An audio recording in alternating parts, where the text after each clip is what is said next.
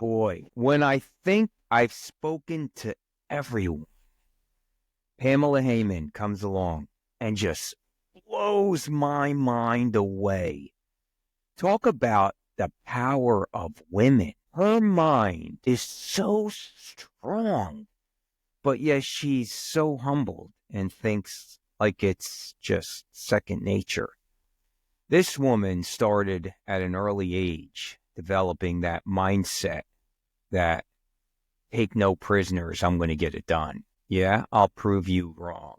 Cut me from the team? Hell no. I'll come back next year. Then as an adult, these mud runs, these 24-hour crucial marine-driven type of forum that just would make and did make grown men quit. You got to listen till the end how strong this woman is. The power of a woman's mind. Pamela Heyman, you are truly unbroken. You got to check this out. My favorite time of the day. Rich Whitmer, Unbroken Talk.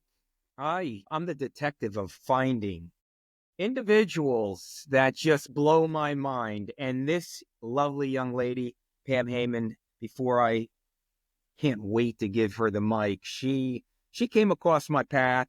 At first, she's a competitive bodybuilder for sure. And I know I have judged you on numerous occasions. So hats off for an incredible feat, because that takes a lot to get into stand on stage. But I follow her on Instagram like a lot of others that I just reach out and want to interview, because the topic is, inspiring each other, regular people sharing their journey of inspiration. And it's funny, I want to share a tidbit, because I reached out to Pam and I said, listen, what I'm seeing you do, these mudders and these incredible endurance races. And as an athlete myself, I know what it takes to get through those treacherous, and you've done some crazy ones. I mean, like I've never done, but I've seen it. And I'm like, I got to get to her, because she's got to share what makes her tick, because she has, you're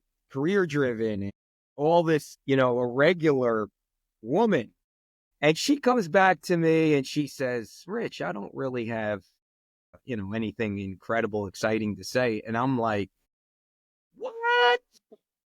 And then, and on that intake forum, you're like, I just picked the toughest endurance races to test myself and see if I can quit. I'm like, wait a minute. This is what it's all about. So Pam, thank you so much for coming on the show. This show is about what you're going to tell individuals, and you could start wherever you want, because I know I'm going to speak for you, because you're not inhuman, you're human. I'm sure you have trials and tribulations, but in the end, you are making room for endurance races, those mutter races, and stepping on stage and all the above. Please take me whatever age, wherever you want to go. I'd like to say, where did it all start with the formation of the incredible strength in your mind that enabled you to stand today, so young, obviously, but still strong? Take me through. Take me there. Well, that was quite an introduction, so thank you for that. Well, I would say, at a young age, probably around 12, 7th grade, so 12, 13 would have been the age, I was presented with that presidential fitness test. I don't know if you remember this. It was a thing they did in school. I remember. And we were told about it, and we were, informed of what it would be entailing. And I was just determined to excel at it. I just had it in my mind, like, I want to do this and I want to do it well. And I just started doing push-ups and pull-ups and sit-ups and all of this in my bedroom at night by myself. My parents thought I was nuts. I did really well. But then that just drove me to want to do more. And so in high school, I was able to, my gym had a couple of options. Instead of taking just gym from gym class, we had an option to take a weight room. So we had an active weight room there. And so I did that for gym, and I started lifting. So when I was 14, 15, 16, high school age. When I was old enough to join a gym without a parental parent signing off, which I guess was 18, I joined the gym, and, I continued on from there. I always was driven to do something active when I was really young, in that 12 age around range there, like middle school age.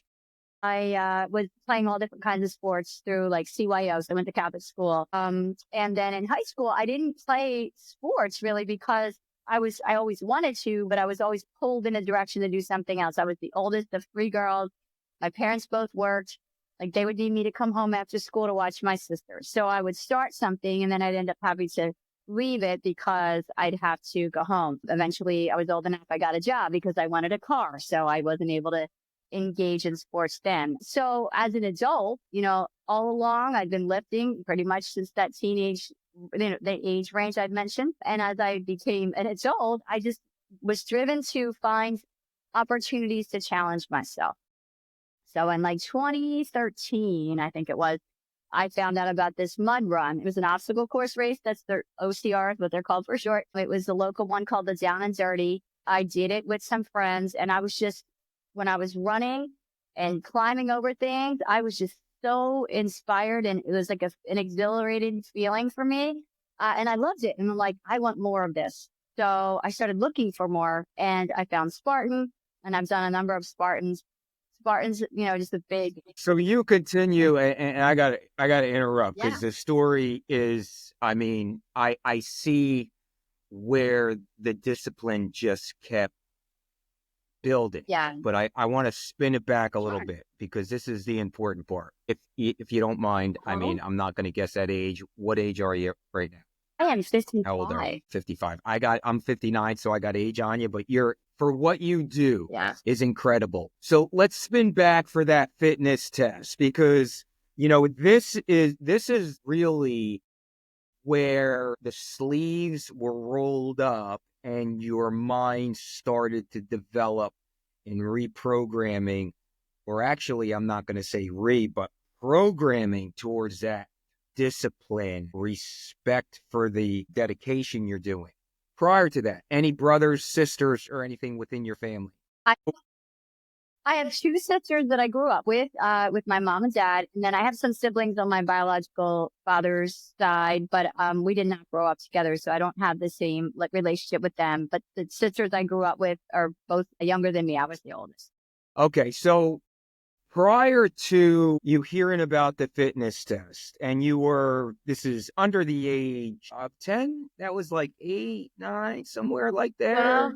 12, 12. 13. Okay, all right. So just starting to get in the teen years. So prior to that, what was life like? And any type of athletic type of competitions you had then? Okay, so what did you play prior to that fitness? Basketball. Okay. And softball and track. Okay, so early on, and this is what I always share. It's like I'm going to say from what I heard so far till now, you are in a mind frame that it's actually harder for you to not work out than to work out because it's instilled in you. It's probably pretty safe to say. Yeah, because your mind got conditioned for that.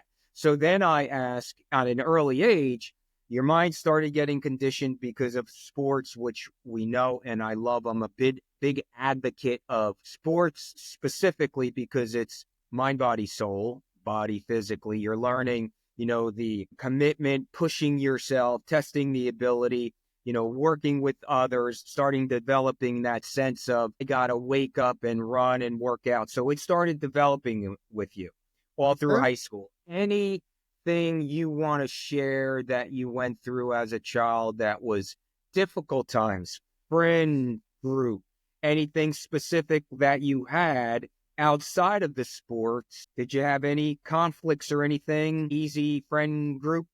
What do you have to share on that? Say as a young child or a teenager that I had a ton of conflicts. I mean, I think I had, the normal type of childhood, and a lot of that. I think we all at some point or another have been teased by somebody, bullied by somebody, had negative interactions with peers, but nothing that really caused me any major concern. I think it would probably be more, family in terms of having parents who were divorced and, not really knowing my biological father. I mean, he was in and out of our lives, so he wasn't ever What year really was that, consistent. Pam? What year was that? My mom and dad divorced when I was like 3 or 4. Real I was young, very young. real young, real So young. the father I grew up with was my stepfather, and I referred to him as my father because he really was the main father figure. My father biologically was around when I was young. Then he disappeared for like 8 years, and then he resurfaced when I was like 13. And then we like would have visitations with him once we were my sister and I.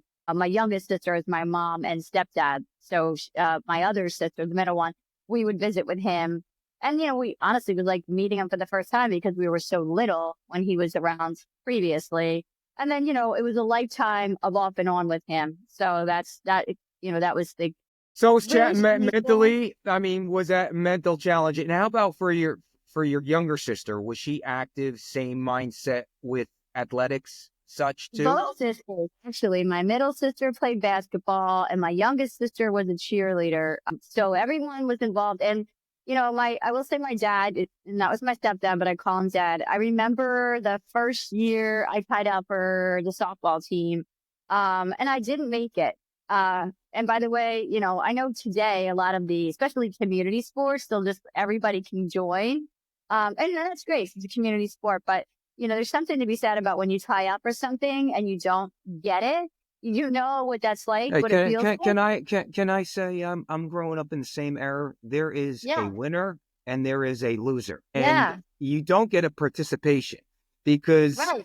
you gotta work for it, not Yeah. just yeah. So amen to that. So Yeah. when And I didn't make it. I didn't make the team, and I wanted to make the team. So I spent literally from the year, because it was in the spring, obviously, the spring of one year to the next year's tryouts practicing.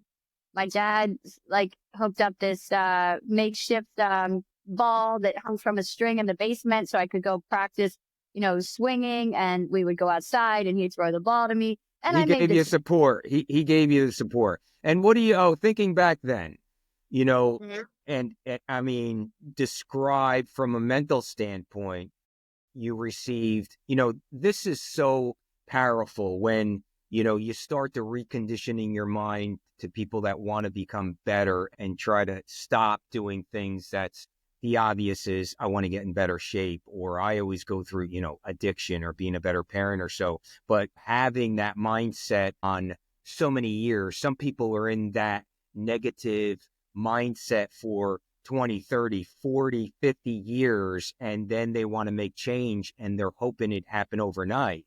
But to recondition that mind, it takes time. Where this is a perfect example for you, where you had defeat, but having that strong mind starting to develop on, hey, I got failure. You were dealt failure. The failure came in, hey, you didn't make the team. But you took that failure and said, fuck this.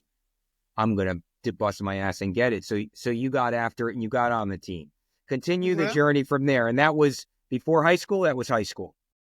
Before high school. That was before high Before school. high school. So Yeah. go on to as far as high school.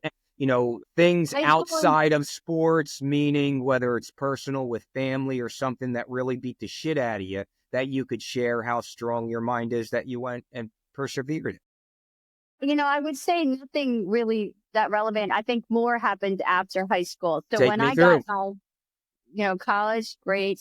When I graduated college and started my first full-time job while working, I actually was hit by a car as a Good pedestrian Lord. and in the city. So I'm from the Philly area and crossing the street, a cop actually waved me on to cross the street and then a car hit me. And I was like 21 or 22 at the time. From that, I didn't have any broken bones, but I did have a lot of like soft tissue damage. And I was in like physical therapy for a year for my knee. So while I was going to physical therapy, the therapist I was working with kept telling me, you are just made for bodybuilding. He's like, you naturally put on muscle. Your legs are so muscular. It's a genetic thing actually for my family. We all have muscular legs. I obviously lifted and then I was working with him and he kept just like, saying this, you should do it. You should do it. At the time, obviously, I'm a 21, 22-year-old woman, and I'm like, I don't want to look like that. So in my mind, I just heard, all these gigantic women that took steroids, and it was just my image. So, but it was in the back of my mind. And it took a while to recover from that, but I recovered, and then I continued my journey. And I've had other setbacks like that through my life. That was setback number one. But in the early 2000s, I had surgery, minor surgery in one day, home that same day.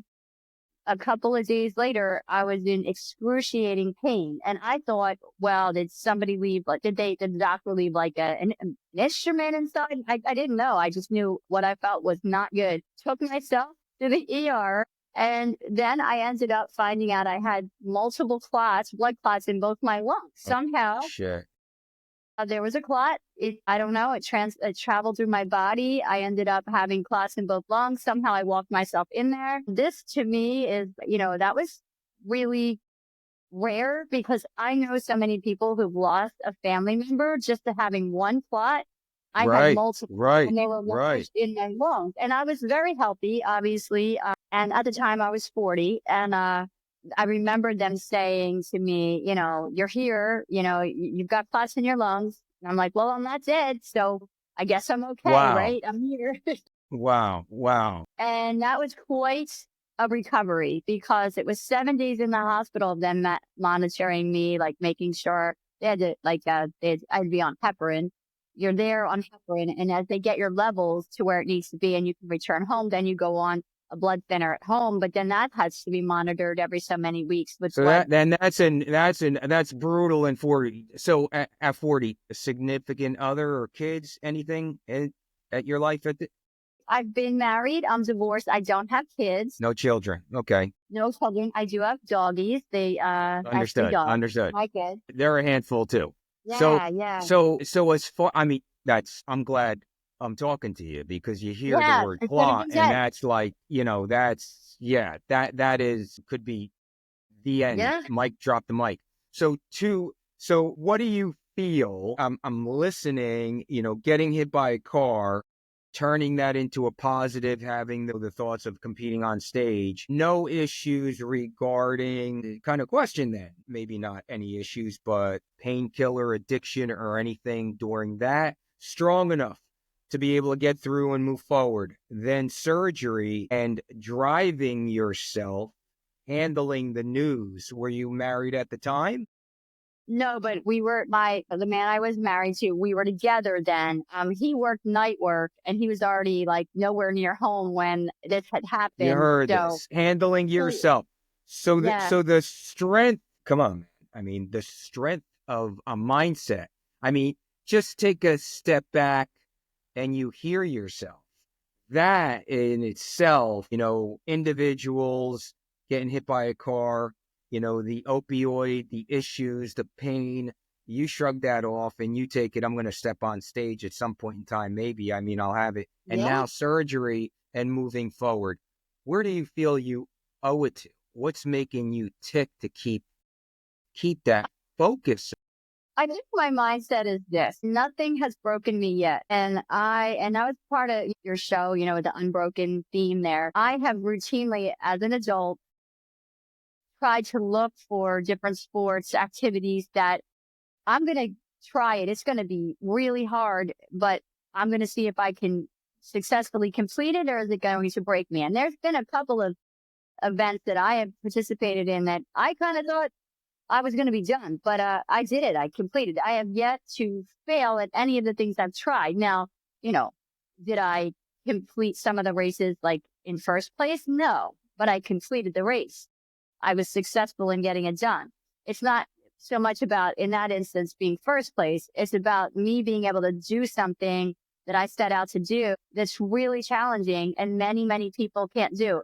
I especially like doing things that most women won't do. And a lot of the races I do, there are a few women that do it. I participated in some events where there were only 3 women out of 30. And it's all I'll contest to that, but this is where I love talking to individuals, regular people like yourself. So here, just take me here because this gives me chills. So you're telling me, take me back to that one race, and it's not about the placing because guess what? Regardless of the placing, I always say this, you got to go to work on Monday. You got to pay the bills. Yes, it's It's true. like, it's the story. It's what you went through. Take me through that one time, in your mindset. I know you know where it is channeled, where you thought about quitting. What was going through your mind on saying, what were you doing? And what turned the burners? That's what I want to hear. Well, there have been a couple, but I'll focus on one. So Go Ruck, I don't know if you've ever heard of it, but it's a group that does, it's all military inspired events. So they don't consider it a race. They have different levels. So like there's a basic, which is the easiest. And it's about 6 hours. The tough, which is a 12-hour. And then they have a heavy, and that's 24 hours. Well, this was the 12-hour, but it starts at night, like 9 p.m., 10, and then you're doing it until the morning, which makes it challenging because you're overnight, you're outside the entire time. You carry a pack, a rucksack on your back. In that, you have to have weight. Now, depending on your actual size, if you're under 150 pounds for a tough, you have to have a 20-pound weight plate in there, plus certain gear. They tell you what to have in there. So you start out as a group and you're doing a ton of exercises, lunges, flutter kicks, overhead presses with your pack. If you make any mistakes, somebody can't keep up, somebody's carrying the American flag through all of this. If the flag touches the ground, there's all these things that can go wrong that you're just doing more of that. So we were in front of the Independence Hall in Philadelphia, and somebody touched the flag to the ground. So we did lunges with our pack and overhead presses. I don't know. I think it was like an hour. That's to start this. And we go through the night. We're in the fountains. Damn. Holy Push-ups in the shit. fountains. Keep Yeah. going. Go ahead. Push-ups in I'm the water listening. where your head has to go underwater. You go under, you do the push-up, you come up, you're carrying this pack over your head. It's non-stop military style workout. Then, in the middle of the night, at some point, 3 a.m., they decide to sit us down and they're talking to us, but you can't fall asleep. But that's really hard because it's the middle of the night. We're dragging bodies, like bear crawling, but pulling people or pulling big sandbags and such. It was just nonstop.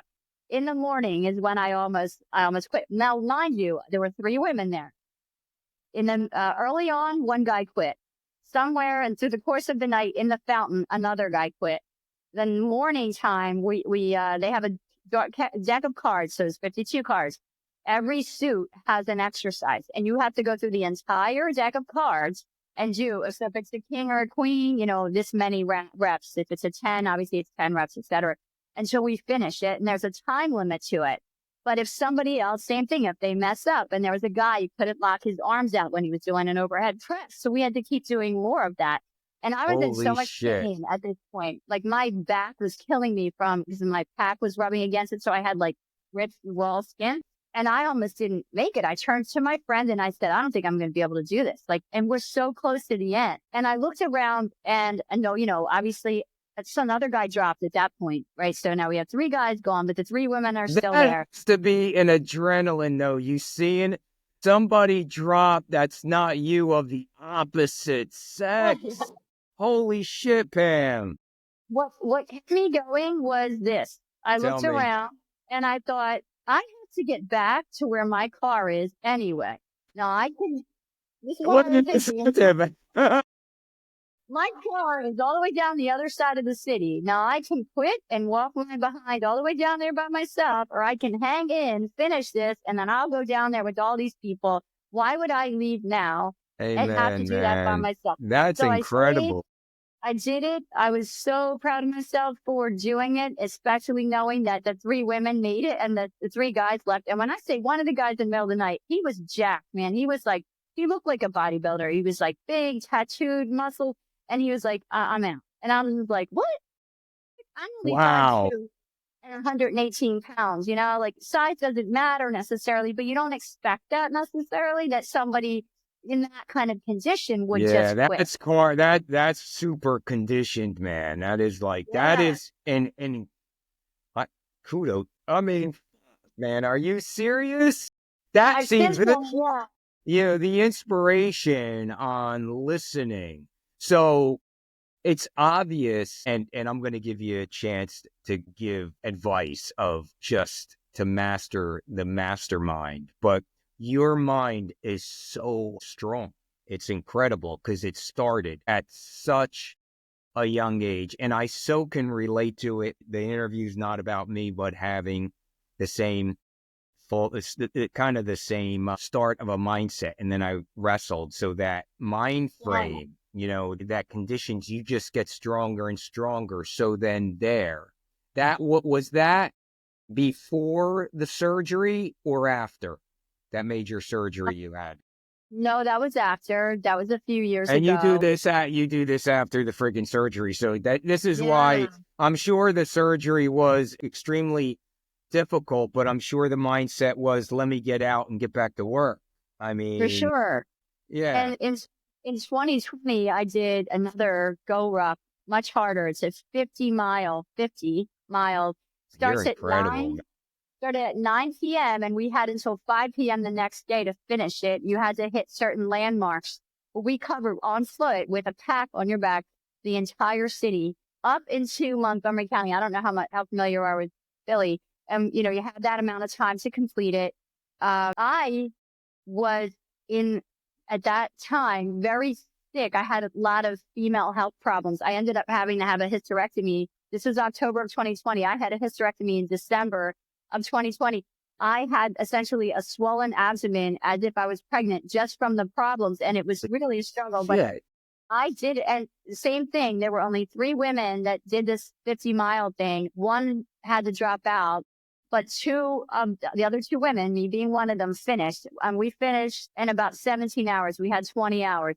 I will say at mile 35, I was like, everything hurts. There was not a thing on my body that doesn't hurt. I don't know how I'm going to get this done, but at that point, I just put my head down and I did it. That was by far the hardest thing I've ever done. And like I said, like about 5 weeks later, I had major surgery, and I already knew I was going to have this. You're a machine, and I'm sure it's safe to say because I could relate. But when it's put your head down, grin and bear it. It's so hard, so much harder to quit than to just keep torturing yourself. And I'm sure bones popping out, bleeding, muscle pulls. It's like, if I It's can hard to take air and recover. breathe. Yeah, you're incredible story, Pam. I mean, this is your mind is just so powerful.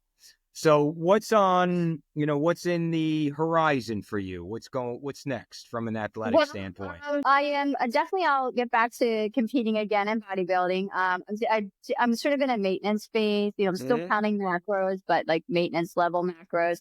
And I lift a few days a week still. I want to maintain my physique, but I really miss like running, endurance running. I don't enjoy 5Ks. To me, it's like, what's the purpose? By the time I get warmed up, the race is over. So I'm much more of a long distance runner. I've done a few road marathons, but I really prefer trail running. So I can't do like all of that and compete in bodybuilding. I've tried. I've tried to do like a little bit of that, but this year I've got an obstacle course race in January in Wisconsin. That's all in the snow. I have a race called the Frozen Snot, which is in February, and it's in the middle of PA, but it's snow and all kinds of terrain of boulder fields and a lot of elevation and mostly running uphill. There's a little bit of downhill. It's obviously you have to come back down, but the majority of it's about a 13-mile race is uphill. And then I've got an ultra race in April that is about 30-ish miles, which is also an obstacle course race. And there's about, I don't know, 50 plus obstacles that you have to actually complete too. So these are the things I've lined up for now. It's just to get the year started. Yeah, well, Good I'm for you. actively training for those things. Like, I'm running, Yeah. I'm doing It's box your step ups passion. every It's your day. passion. It's what makes you tick. Yeah, What it's makes really you tick. important. Well, I'm gonna watch it unfold as I follow you on Instagram Yeah, for sure, and I am gonna. You're gonna. At the moment it gets tough, I'm gonna remind. You're gonna be reminded by this conversation on. I can't quit, man. What am I gonna tell Rich the next time I'm on? yeah. I'm gonna hold you accountable. So here's two last pieces of question, and I'm honored to hear the strength of of your mind is incredible. A younger you or women similar age, like what advice would you give, individuals that, want to be the best version of themselves, but think it's so difficult to get started? Well, what would you say Well, to them? first, I truly believe, you probably have heard this phrase before, whether you believe you can or you believe you can't, you're right. So it is a mindset, right? I talk to people about that. I'm a therapist for my full-time job. So, like I routinely will talk to my own clients about that, but mindset is everything. If you want to do something, you can do it, but you have to start where you are, right? If somebody is a little overweight and very sedentary, but they want to run a marathon, it's possible.